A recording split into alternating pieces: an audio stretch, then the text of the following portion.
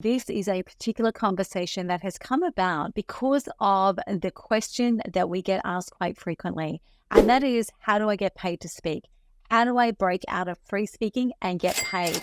And it's a question that gets asked across our entire community. So our online groups, our email messaging, our sales calls, our free masterclasses, the responses to our podcast episodes, we are hearing this question all the time. So I wanted to respond to that and actually walk you through some of the things that you need to be aware of when it comes to speaking for free.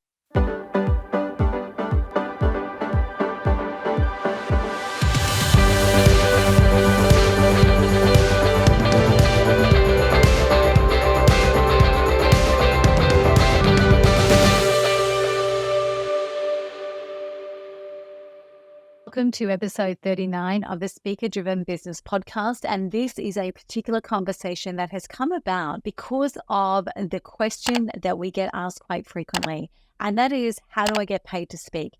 How do I break out of free speaking and get paid? And it's a question that gets asked across our entire community. So our online groups, our email messaging, our sales calls, our free masterclasses, the responses to our podcast episodes, we are hearing this question all the time. So I wanted to respond to that and actually walk you through some of the things that you need to be aware of when it comes to speaking for free. And in amongst this, I want to actually share with you as well the speaking moment that broke my heart, made me realize just how important it is to understand what goes behind starting to speak for free, so that when the time is appropriate, you have no challenge with transitioning from free to paid speaking. And the part that I want to start with, the point that I really want to start with, is that a lot of people in this world are speaking for free, even the ones that you actually think are making it. There's way more than you realize. And I know this because most people think that they're looking around, they're looking at other speakers and saying they're making so much more money than me. I wish I could make the money that they're making. And yet I know what I know to be true from our experience for 7 or 8 years now is that most people are not making the money from speaking that you believe they are. Right? And how do I know this? Well, it's because of the people that end up in our world. So aside from the people that get us to coach them, it's the way that people end up in our world, right? So there's a high profile guy who actually approached me, and this was prior to COVID, because he wasn't making enough money to leave his job. Now, full kudos to this guy. His marketing and branding was so strong that I don't think anyone on the planet had any idea that he wasn't making enough money from speaking to leave his job. I don't think anyone realized he was still in a job, but he was not making enough money and quite often having to still speak for free. It's also the woman who was speaking everywhere for 3 years prolifically, but had not been paid a cent. When we got hold of her, we transitioned her from speaking for free through to being paid to speak, and it was quite effortless once she understood what she should be doing. Then there was a client who came to us who was tired of speaking on what she personally called the CWA halls. And what I mean by the CWA halls, especially for those not in Australia, is small places paying small amounts or free. And she was becoming exhausted by that treadmill. Now, as we unpack this entire conversation, there are two perspectives here: making money from speaking and make money through speaking. So those kind of scenarios that I just mentioned, that's all making money from speaking. So you are paid for your speaking content. You are making money through speaking. You are speaking, but the money is made by the business generated by your business sitting behind you. When it comes to making money through speaking, there is a very similar benchmark, but it shows up in a different way. When you speak, are people saying, great presentation, loved what you had to say, it was so interesting, your work is so important, the world really needs what you do? Or are they saying, I need you in my world? I don't care how much it costs, I need you helping my people, I need you doing this, I need you. Have you ever seen, have you come across, could you help me with this? Right? Now, it shows up in different ways. A business coach who, after hearing me speak, came up to me and said, I think I need your training. Now, this was a business coach who was speaking across the entire business networking circuit. She was well loved and well liked. And I was surprised that she needed my help. The truth is that she realized when I was speaking that while she was well loved, she was getting a lot of the, that's great, loved your presentation, fantastic ideas, the world needs to know about your work. She realized she wasn't actually generating any revenue. She realized she hadn't generated revenue out of speaking the entire time she'd been doing it. The feel-good hormones, the dopamine hits had been enough for her till this stage. Once we actually took her content, reshaped it and repositioned it, and actually repositioned through free speaking, She was able to generate 6 figures, the first speaking engagement out from working with us. And all it was changing her positioning and changing her content. My own experience as well. My own experience has been driving 5, 6, 7, and even 8-figure growth through speaking for free, even on the big stages, because I knew that every time I spoke, it would generate inquiries and people coming into our world that wanted to work with us. And so it's worth speaking for free. But there's also the experience of actually speaking for free and actually not having any response in the room. Walking out and thinking, for the first time ever, I didn't land it. I didn't nail it. It was a lunchtime event. At afternoon, just after 5 o'clock, I had somebody call me. It was a number I didn't know. And it was the days before we actually didn't answer unknown numbers because they're just telemarketers. And I picked up the phone and it was a guy who'd been in the room. And he said, haven't been able to stop thinking about what you said. I think I need your help. Can we meet? And that meeting led to a 6-figure contract delivered over about 5 months. And so that is what we mean about generating money through speaking. You have a business or a product stream behind you that can be purchased after you've spoken. So like I said, the benchmark is the same. You're making money from or you're making money through. It just shows up in a different way. So this is how I want you to mentally answer the question about, are you being paid to speak? So if your goal is to become a professional speaker or to increase your demand as a professional speaker who is paid, are you being paid at the moment? Are you being paid well enough? Are you being paid consistently enough? And the questions I want you to ask yourself if you're actually looking to make money through your speaking is, are you generating revenue every time you speak at the right level with the right people? If your answer is no to any of these, then you are firmly in the zone of speaking for free, even if you intermittently get paid a little bit. And here's a brutal truth. No matter your end goal to make money from or through speaking, all of us have to start speaking somewhere, and it is often for free. Tim Gard, who spoke at the 2024 Professional Speakers Australia Conference, said it perfectly. If you're a speaker, then you should be speaking. And sometimes that will mean speaking for free, particularly when you are starting out. But if this is the case, then how do we get out of speaking for free? Because what I don't want happening is what happened to a previous client of mine. And she had some really good material and great experience and a great bold idea. And she was determined to speak for free because her whole end goal was to speak on as many stages and platforms as possible, to reach as many people as possible. And she didn't care about the money. And that was okay for quite a while. And probably for about the first 18 months to 2 years, I was thinking, oh, maybe I was wrong, because she was speaking prolifically.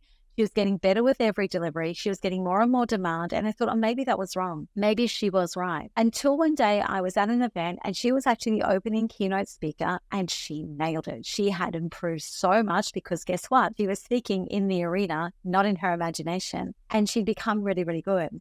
I was in the bathrooms afterwards and people were talking about her keynote speech. I had no idea of my connection to her. And as we were kind of washing and drying our hands, they were having a conversation, and one woman, we'll call her woman A, said to woman B, she was incredible. Woman B said, I know, she's one of the best I've seen speaking on this topic. Woman A then said, I think I'm going to get her in for our next conference. I'm just not sure we're going to have the budget for it. Woman B said, you don't need to worry about that. Everyone knows she speaks for free. And that is the moment that my heart broke, because she hadn't actually positioned herself. Even though she wanted to speak for free, she was now caught in this horrible vortex where she was not able to break out of speaking for free because even her audiences knew that that was the case. And even when those audiences were from top corporates with conference budgets, they knew categorically that they could engage her to speak for free. And that is a scenario that I do not want to wish on anybody. What I wanted her to do right from the start, the thing that I would have made a real difference, is that I wanted her to be strategically free. Now, what do I mean by that? Well, it means even when you are speaking for free, you position yourself at a price point and be strategic in your approach so that it is a negotiation and a value exchange to speak for free. And you always have room to go from there and transition through to paid speaking. Let's walk you through just some of the strategies that I am speaking about. In the case I mentioned just now, all of these, and even just one of these strategies I'm about to walk you through, would have helped her immensely.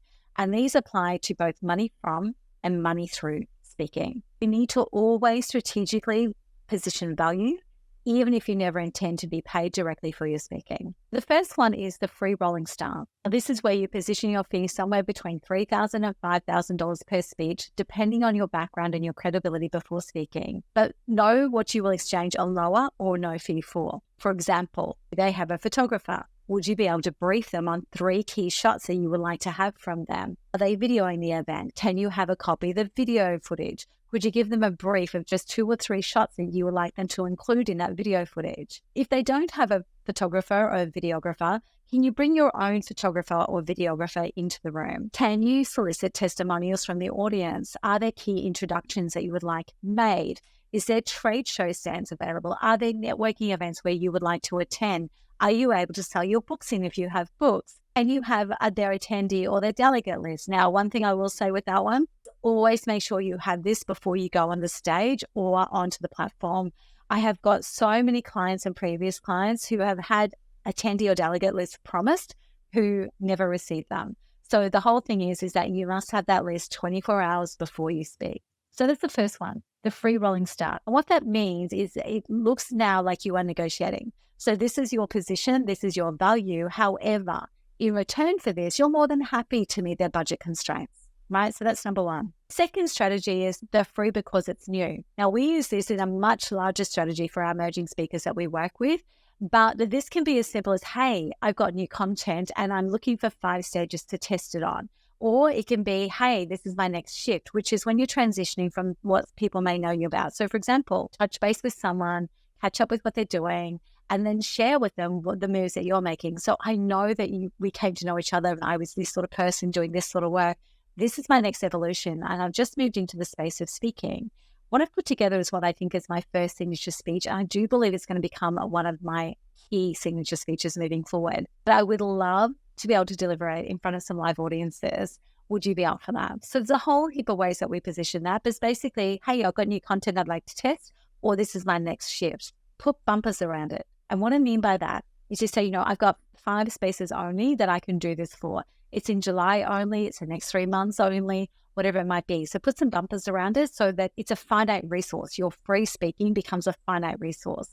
So that's number 2. Number 3 is the philanthropic free. Make a decision as you are starting out or at the start of every year when you're established, which causes charities or networks you will support for free, and stick to these lanes. Say no to everything outside of where those charities and causes sit. Or you might alternatively allocate a percentage of your time to free gigs in those spaces. For example, for me, fundraising for domestic violence charities and hosting, speaking and running panels and being on panels at Chamber of Commerce events in my local region are always free. For some speakers I know, 10% of their available gigs are pro bono for charities and causes of choice, and another 10% of the available gigs they have are low bono for the same types of speaking gigs. So set up some rules around this and actually be able to then say no to things that fall outside of that. I am very clear on my boundaries of what I will and won't charge for and when I will speak for free. Set up from the start and you would never, ever regret it. All of this means that you are setting up boundaries and establishing your value even as you start. And it would have meant the woman I mentioned as we opened would have easily stepped into being paid at the moment when she realized she had created the skill and the demand she was dreaming of. But she literally could not break out of the she does it for free hold that actually now strangles her. And that is not a future I would wish for anyone.